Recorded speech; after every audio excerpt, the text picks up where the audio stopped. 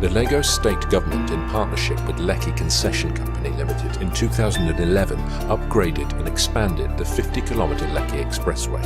The project was expanded to include the construction of the 20-kilometre coastal road on the Lekki Peninsula, which will serve as an alternative road. The project was reportedly designed to deliver essential road infrastructure and services along the Lekki Peninsula of Lagos.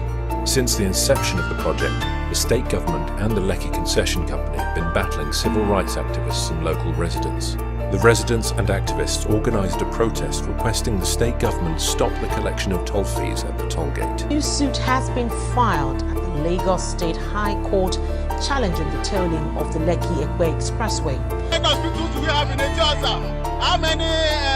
The only thing we have, how many schools? The only thing we have is LASPA harassing us every day. Will the agitation of the residents and civil rights activists stop the government from collection of toll fees? And we ask if Lagos State is for sale. Fighting for Lekki.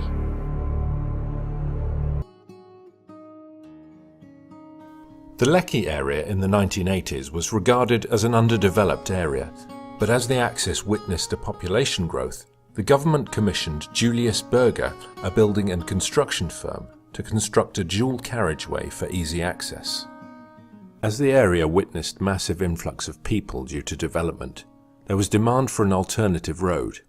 The federal government decided to partner with Lagos State to build a coastal road, but the agreement between the federal government and the state government was never implemented due to conflict of interests. The issue of the tolling amounts to total extortion.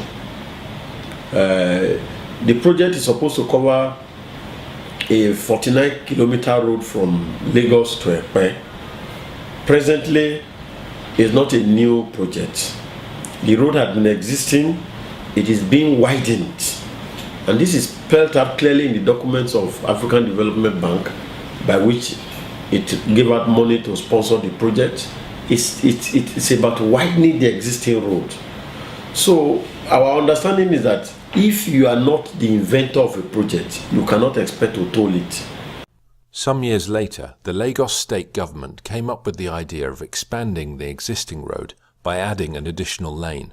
Started in about 2003 or thereabout.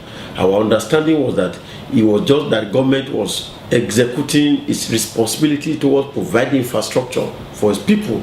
So the construction was going on, design was going on, we were not consulted, we were not informed, the stakeholders were not carried along, the government did not give us relevant information.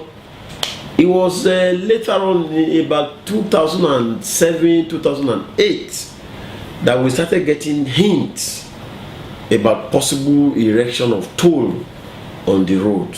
In 2006, the Lagos State Government then signed an agreement with Lekki Concession Company conceding the entire road to the company. The Lekki Concession Company was set up by a group of companies to execute the Lekki Toll Road Concession project under the Public-Private Partnership Scheme. The Lekki Concession Company will collect toll from taxpayers who use the road for a period of 30 years. In Nigeria, there's another road concession that's 25 years. The critical thing is that as investors in what is a hugely capital-intensive enterprise, we need sufficient time to recoup our investments and make a reasonable return, and importantly to be able to do so in such a way that the cost to the end user is affordable. If, for example, you say recoup all your costs in 5 years, you can only imagine what that might do to the toll tariff.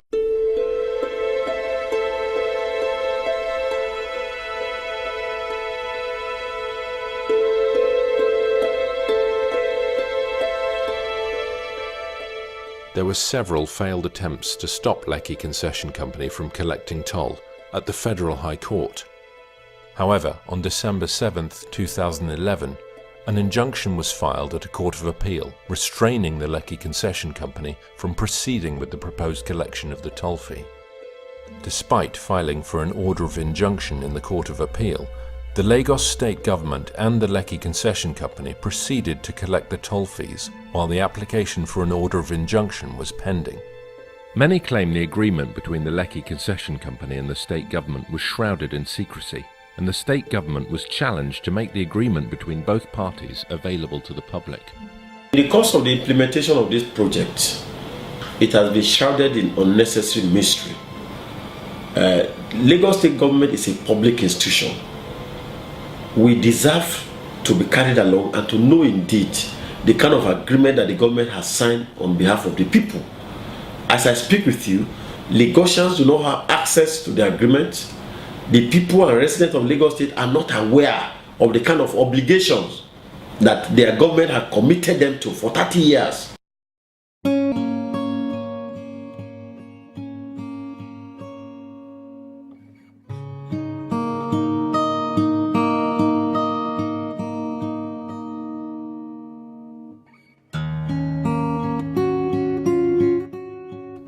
This amount was not subjected to any negotiation or law by any regulatory agency, which means it can change without notice during the 30-year duration.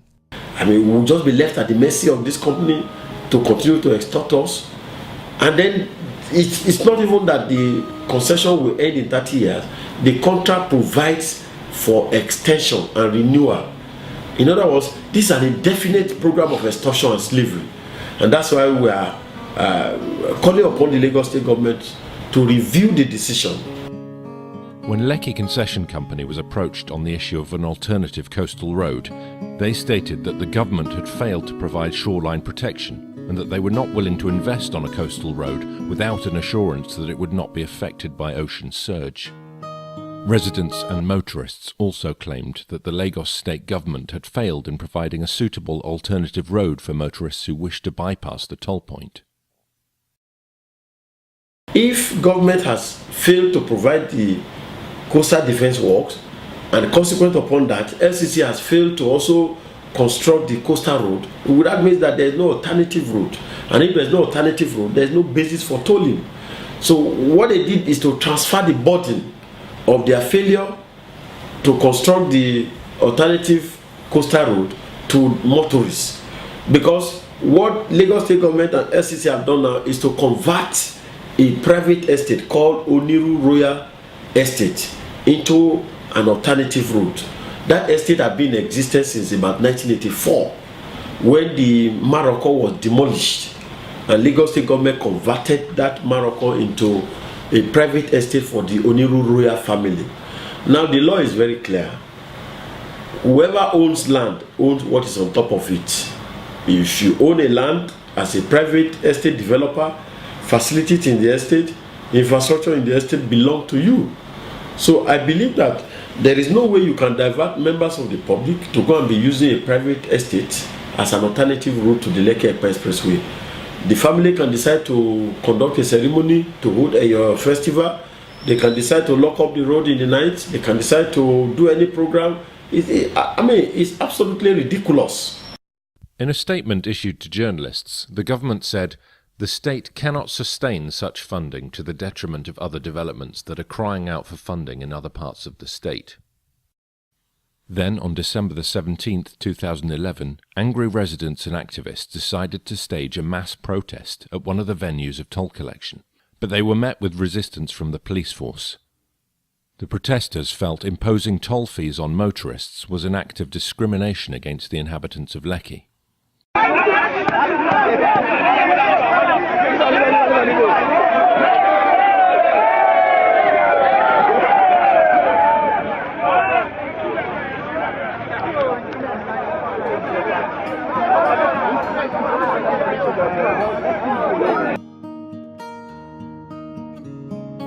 Suddenly around 10 a.m., policemen came and said that we should disperse. And we said, why should we disperse? We are here conducting ourselves peacefully. People sitting on the floor, carrying placards, just granting interviews. No threat whatsoever. Those who are still using the road were using the road, and we were allowing vehicles to move. So it was suddenly that we saw some commercial vehicles that came from the Aja area, and they were fully loaded with thugs, members of Nigerian Union road transport workers, who were recruited directly by the Lagos State government. They came to pounce on the protesters. They were beating the journalists, seizing their cameras, and the police was giving them protection. They were challenging journalists and confiscating their instruments, wanting to prevent them from recording the brutality that we were experiencing. It was at that point that the police started shooting bullets, live bullets into the air to disperse the crowd. And as we were running for our dear life, because we were defenseless, we were armless, they then shot tear gas directly into our front. I inhaled the tear gas and we decided to disperse.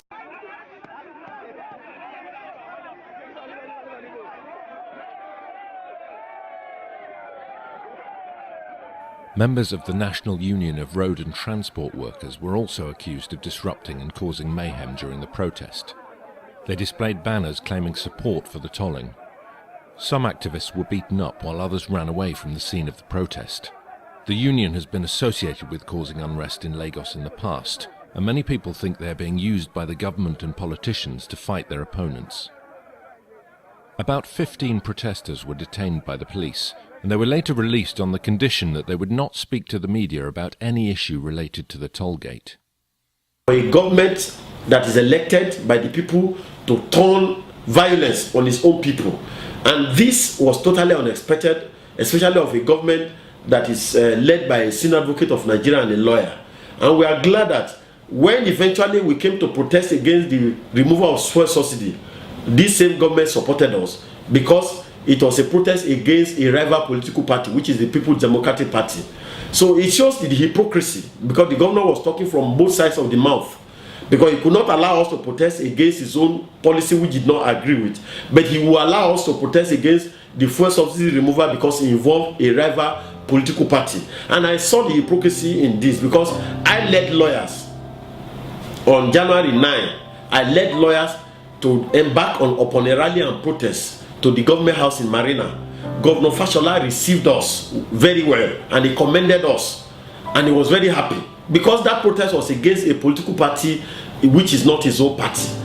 But thereafter, on precisely this last Saturday, on January 21st, I also led protesters to want to protest against the imposition of toll fee on the Lekki Expressway. We were prevented by the police. Soldiers were stationed there. Policemen under the command of Lagos State came and stopped us and prevented people from joining us. They threatened the people. They even claimed that they have banned political rallies. So when it comes to matters involving the government, they would speak with double mouth. When it comes to matters involving their rival political parties, they will sponsor and encourage protests. And I don't believe that is proper. Several months after the inception of tolling, residents and motorists have raised complaints about heavy traffic in the area and the lack of a safe alternative route. The residents have said the battle is not over, as they have promised to continue to protest until the Lagos state government rescinds its decision to impose the toll fees on the expressway.